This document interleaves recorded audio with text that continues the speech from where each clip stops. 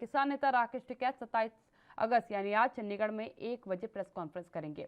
उनके साथ अन्य किसान नेता भी होंगे जो उत्तर प्रदेश चुनाव को लेकर के अपनी रणनीति को साझा कर सकते हैं। लगातार किसानों का आंदोलन जारी है और अब किसान यूपी के चुनाव को लेकर के अपनी रणनीति को समक्ष रखने वाले हैं। आप बखूबी जानते हैं कि लंबा समय बीत चुका है किसानों के आंदोलन को, नाराजगी को, लेकिन अभी तक क्योंकि सरकार की तरफ से कोई दिशा निर्देश जारी नहीं किए गए हैं, किसी प्रकार की कोई टीका टिप्पणी इस मामले पर नहीं की गई है। अब इसको लेकर के कहीं ना कहीं 2022 में क्योंकि चुनाव होने वाले हैं विधानसभा, और इन विधानसभा चुनाव पर असर डालने के लिए पूरा प्रयास किसान यूनियन की तरफ से एक बार फिर किया जाएगा। किसान जो नेता हैं वो करेंगे। राकेश टिकैत आज प्रेस कॉन्फ्रेंस करेंगे। क्या कुछ रणनीति होगी ये भी वो सबके साथ साझा करेंगे, क्योंकि देखिए पश्चिम बंगाल के चुनाव के दरमियान भी राकेश टिकैत पश्चिम बंगाल पहुंचे थे और पश्चिम बंगाल की सियासत में एक बड़ा असर वो डाल करके आए थे, क्योंकि जिस तरीके से उन्होंने बताया कि किसानों के विरोध सब कुछ चल रहा है, हम लंबे समय से बैठे हुए हैं धरने पर। उन्होंने मुख्यमंत्री पश्चिम बंगाल की ममता बनर्जी से भी मुलाकात की थी और अब जो है उत्तर प्रदेश के चुनाव पर भी कहीं ना कहीं असर डालने का प्रयास जो है वो किसानों की तरफ से किया जाएगा, क्योंकि तकरीबन 9 महीने का वक्त जो है वो गुजर चुका है उन्हें बॉर्डर पर बैठे हुए अपनी मांगों को मनवाने के लिए। शांतिप्रिय तरीके से एक लंबा आंदोलन बीत चुका है और अब इस लंबे आंदोलन में कहीं ना कहीं राजनीतिक दबाव डालने का प्रयास शुरू कर दिया गया है। पश्चिम बंगाल से इसकी शुरुआत की गई थी और अब धीरे धीरे करके जहां जहां चुनाव होंगे उन जगहों को लेकर के रणनीति ये किसान नेता तैयार करेंगे और उसको साझा भी करेंगे, ताकि सरकार ये समझ सके कि अब स्थिति और बिगड़ सकती है। चुनाव के दरमियान नेगेटिव प्रमोशन उनका करवाया जा सकता है, क्योंकि किसान नेताओं का सीधी तौर पर कहना है वादा खिलाफी बर्दाश्त नहीं की जाएगी और जो सरकार वादा खिलाफी किसानों के साथ करेगी वो किसी भी तख्त पर नहीं बैठेगी, उसको सियासत की कोई भी बड़ी कुर्सी मुहैया नहीं होने दी जाएगी। यही एक बड़ा कारण आप समझ लीजिए कि पश्चिम बंगाल के जो परिणाम निकलकर सामने आए उससे बड़े आश्वस्त किसान थे और सीधी तौर पर जब उनसे इस मामले पर जवाब मांगा गया था तो उन्होंने कहा था कि बिल्कुल यही होगा, जब देश का किसान परेशान होगा तो हर राज्य में यही हालात नजर आएंगे। जिन्होंने हमारे साथ धोखा किया है, जो हमारी बात नहीं सुनना चाहते, उन्हें सत्ता पर काबिज होने का कोई अधिकार नहीं है। और अब उत्तर प्रदेश में क्योंकि चुनाव होने वाले हैं, 5 राज्यों में आगे विधानसभा चुनाव लगे हुए हैं, उन विधानसभा चुनाव में क्या कुछ तस्वीरें निकल कर आएंगी, क्या कुछ असर ये किसान आंदोलन डालेगा, आगे क्या कुछ रणनीति जो है किसान नेताओं की तरफ से बनती है, ये ज़रूर देखने वाली बात होगी। क्योंकि जब किसान खेतों से ज़्यादा राजनीति पर सियासी दबाव डालने का प्रयास करने लग जाते हैं तो स्थिति और परिस्थिति दोनों बिल्कुल बदल जाती हैं। अब देखना यह होगा कि स्थिति क्या बदलती है और परिस्थिति क्या निकल करके सामने आती है।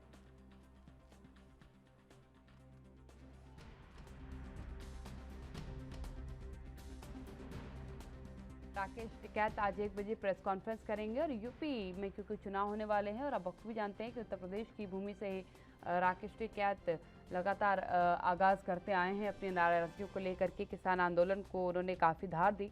यकीनन बीच में एक समय जब आया था जब ये किसान आंदोलन थोड़ा सा शांत हुआ तो उस रात राकेश टिकैत की आंखों में आंसू थे और आंसू आने के बाद एकाएक आंदोलन की तस्वीर बदल गई।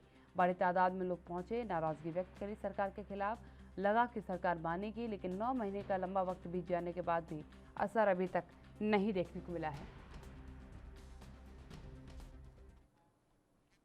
कुलवीर दीवान मेरे साथ संवाददाता इसी खबर में लाइव जुड़ चुके हैं, उनसे थोड़ी चर्चा कर लेते हैं। कुलवीर, आज कहीं ना कहीं राकेश टिकैत पहुंचेंगे, प्रेस कॉन्फ्रेंस करेंगे और राजनीति पर अपनी जो आगे की उन्होंने कूटनीति बनाई होगी कि किस तरीके से चुनाव पर वो असर डालेंगे, क्योंकि सरकार उनकी मांगों को नहीं सुन रही है, उसको ब्रीफली समझाएंगे। क्या कुछ लगता है आपको, क्या कुछ उनकी तरफ से कहा जाएगा? देखिए, राकेश टिकैत बिल्कुल भारतीय जनता पार्टी के खिलाफ खास तौर पर जहाँ-जहाँ सरकारें हैं वहाँ-वहाँ पर मोर्चा खोले हुए हैं और जहाँ-जहाँ चुनाव हैं वहाँ-वहाँ पर कहीं न कहीं अपनी उपस्थिति दर्ज करवाने की कोशिश में रहते हैं। इससे पहले आपने देखा कि पश्चिम बंगाल में किस तरह से राकेश टिकैत जो है वो एक किसानों के एक बड़े जत्थे के साथ वहाँ पर पहुँचे थे और भारतीय जनता पार्टी की जो नीतियाँ हैं ख़ास तौर पर किसानों को लेकर और जो कृषि कानून है उनको लेकर उनकी खिलाफत की थी और भारतीय जनता पार्टी को वहाँ पर काफ़ी जो है नुकसान भी देखना पड़ा।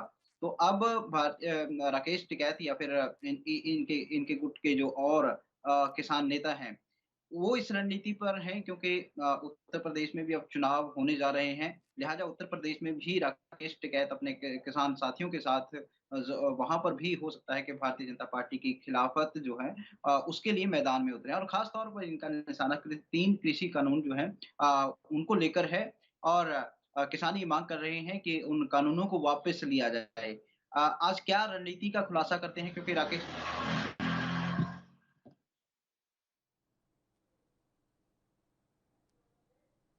लेकिन इतना ज़रूर है कि किसान यदि भारतीय जनता पार्टी की सरकार के खिलाफ मोर्चा खोलते हैं, तो निश्चित तौर पर कहीं न कहीं एक चुनौती जो है भारतीय जनता पार्टी के लिए खड़ी हो जाती है।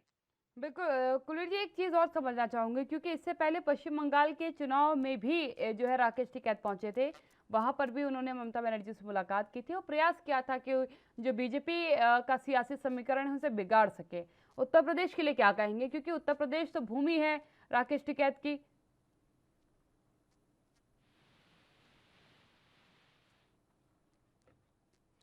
तो राकेश टिकैत आज कहीं न कहीं अपनी आगे की रणनीति को सबके सामने रखेंगे कि चुनाव क्योंकि आगे कई राज्यों के विधानसभा चुनाव लगे हुए हैं, वहाँ पर भारतीय जनता पार्टी को लेकर के वो क्या कॉन्सेप्ट अपना रखने वाले हैं, उस कॉन्सेप्ट को ज़रूर वो क्लियर करेंगे और इसके साथ ही क्या रणनीति आगे की रहेगी, किस तरीके से आंदोलन आगे चलेगा, आंदोलन के दरमियान क्या कुछ कार्यक्रम जो है आयोजित किए जाएंगे, इन सभी चीज़ों को ब्रीफली शायद राकेश टिकैत रखेंगे क्योंकि सीधे तौर पर उन्होंने कहा है कि हम आगे की रणनीति को सबके सामने रखेंगे इस 1 बजे की प्रेस कॉन्फ्रेंस के दरमियान।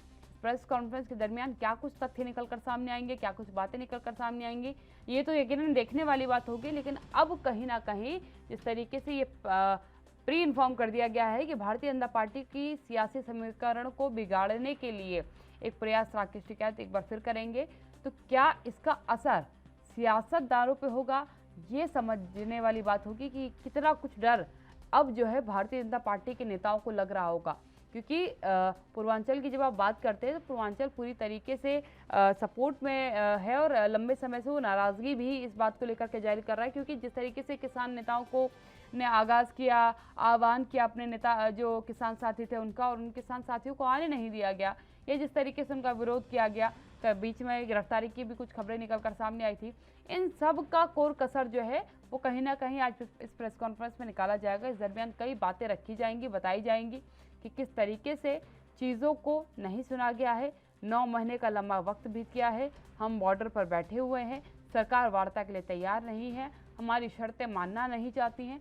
अब एक बड़ा सवाल है कि क्या अब सरकार की तरफ से राहत दी जाएगी किसानों को, क्योंकि यकीनन जब सियासत या चुनाव पर असर पड़ रहा होता है, गद्दी के पर असर आने वाला होता है, तो सरकारें झुकती हैं, काफ़ी ज़्यादा लीड डाउन हो जाती हैं, काफ़ी ज़्यादा लीनियंट हो जाती हैं टुवर्ड्स द जो सामने वाला पार्टी होगी उसको लेकर के।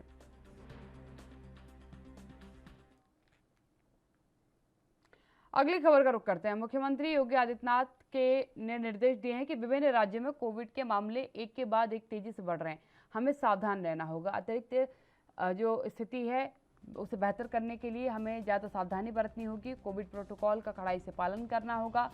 रात्रि 10 बजे के बाद रात्रिकालीन कर्फ्यू का प्रभावी बनाया जाए, पुलिस टीम हूटर बजाकर समय से पूर्व चेतावनी जारी करे ताकि जो दुकानें हैं वो 10 बजे तक बंद हो जाए, लोग अनावश्यक सड़कों पर ना घूमें। वहीं गुरुवार को टीम 9 के साथ सीएम ने बैठक कर राज्य में कोरोना की स्थिति की समीक्षा भी की। उन्होंने कहा कि एग्रेसिव ट्रेसिंग और त्वरित ट्रीटमेंट की नीति के साथ साथ तेज टीकाकरण की नीति से उत्तर प्रदेश में कोरोना संक्रमण नियंत्रित स्थिति में है। प्रदेश में अब तक 7,12,79,637 टेस्ट हो चुके हैं और ये देश में किसी एक राज्य द्वारा की गई सर्वाधिक कोविड टेस्टिंग है। 25 अगस्त तक 6,60,82,000 से अधिक वैक्सीन डोज लगाई जा चुकी हैं। 5,55,94,000 से अधिक लोगों ने टीके की कम से कम 2 डोज लगवा ली है। ज़्यादातर कोशिश ये की जा रही है कि ज़्यादा बड़ी तादाद में जो है वैक्सीनेशन कराया जा सके और आपको बता दें कि लगातार लहर को कंट्रोल में करने का प्रयास किया जा रहा है क्योंकि अभी तक स्थिति न्यूनतम स्तर पर है।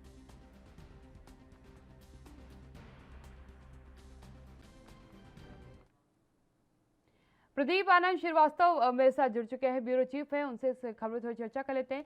प्रदीप जी, समझने वाली बात है कि सरकार अब सतर्क हो चुकी है। लगातार केरल और महाराष्ट्र में जिस तरीके से हालात कोविड को लेकर के बिगड़ रहे हैं, सरकार भी अपने आप चेत चुकी है और समझ चुकी है कि अब चीजों को बेहतर करने की एक जरूरत आ चुकी है बड़ी तादाद पर, क्योंकि कब हालात बिगड़ जाए, कब दोबारा स्थिति बिगड़ जाए, पता नहीं चलेगा।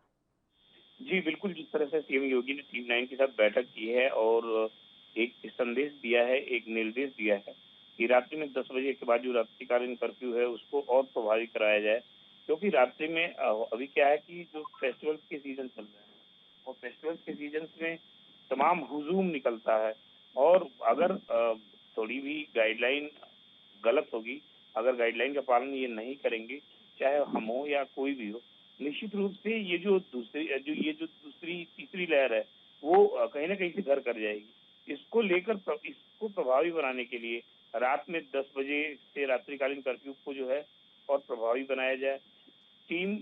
पुलिस जो है टीम बनाकर हूटर बजाते हुए, अब हूटर का प्रयोग इसलिए करवाया क्योंकि हूटर कहीं ना कहीं आज भी आम लोगों के लिए खास चीज है, क्योंकि हूटर की वजह से लोग जो है थोड़ा सा अपने आप को सतर्क कर लेते हैं। तो जब हूटर बजेगा तो निश्चित रूप से ये जो आम जनता है वो सड़कों पे निकलने के बजाय घर पे अपना रुकना शुरू करेगी। 10 बजे तक जो है दुकानों को किसी भी तरह बंद करा दिया जाए।